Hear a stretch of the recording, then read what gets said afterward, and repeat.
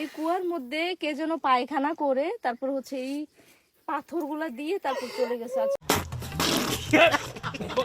আমি কি হাসবো নাকি কান্না করব সেটাই বুঝতেছি না। কুয়ার মধ্যে নাকি কে যেন পায়খানা করে চলে গিয়েছে, যেই কুয়ার পানি নাকি তারা খায়। এখন আপনারাই বলেন এটা কি কোনো ভালো মানুষের কাজ? এমনিতেই তারা পাহাড়ে থাকে, তাদের পানির জন্য কত সংকট, তারা কত কষ্ট করে এই কুয়ার মধ্যে পানি জমিয়ে জমিয়ে সংগ্রহ করে খাওয়ার জন্য। এখন কেউ একজন যদি এসে সেই কুয়ার মধ্যে হেগে দিয়ে চলে যায়, এটা কি মানা যায়? তারা পানি কিভাবে খাবে একটু আপনারাই বলেন।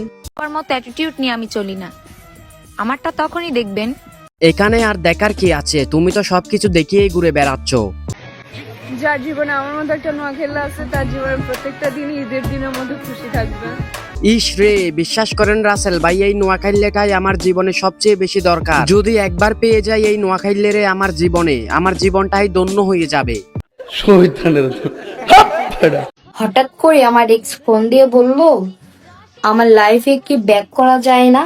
প্রথম কথা হচ্ছে, এর মতো একজন মোটা দামড়ি বেডিকে যে ছেড়ে গিয়েছে সে অনেক ভালো কাজই করেছে, কিন্তু সেই ছেলেটা কেন আবার ব্যাক করতে চাচ্ছে সেটাই আমি বুঝতেছি না।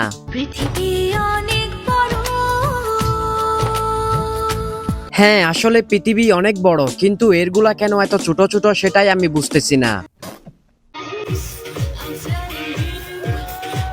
ও মাই গড, টাকা রাখার স্থানটা তো দেখতেছি অনেক করা। চিন্তা করতেছি আমিও ঠিক এভাবে টাকা রাখবো। ও সরি, আমি তো ভুলেই গিয়েছি, আমার কাছে তো টাকা রাখার জন্য সেই স্থানটাই নাই। আছে, তবে ওর মতো তো আর ফাঁকটা নাই।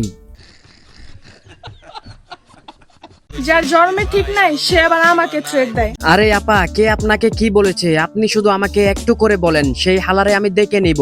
আমাকে নাকি দেখে নিবে বলে কি? তোর বাপকে আগে খুঁজে বের কর, তারপর আমাকে দেখিস। উফ, পুরো 100-100 একটা সিগমা বয়েস হয়ে গেল। তবে আমার একটা প্রশ্ন, আপনার যদি বাপ থেকেই থাকে তাহলে আপনি এই জঙ্গলে কি করতেছেন? তারা কি দেখতেছে না তাদের মেয়ে দিনের দুপুরে জঙ্গলের মধ্যে ঢুকে গিয়েছে? সরকার শুধু মেয়েদেরকে এত পড়াশোনার সুযোগ কেন দিয়েছে জানেন? না, জানি না তো। তুমি যদি জেনে থাকো তাহলে একটু বলো। কারণ সরকার জানে মেয়েরা স্কুলে গেলেই ছেলেরাও তার পিছে পিছে স্কুলেই যাবে। আসলেই তো, এই কথাটা আমি কখনো চিন্তা করে দেখিনি। তবে এবার আমি বলি, মেয়েরা কি জন্য স্কুলে যায়? মেয়েরা আসলে স্কুলে যায় ঘরের কাজকর্ম থেকে বাঁচার জন্য। এই যেমন ধরুন, হাড়ি পাতিল ধোয়া থেকে শুরু করে রান্না বান্না করা পর্যন্ত এইসব কাজ থেকে বাঁচার জন্যই মেয়েরা স্কুলে যায়। হারাইছো তো হারাইছোই, আর পাইবা না, জায়গায় জায়গায় কষ্ট পাইবা, আমারে আর খুঁজা পাইবা না।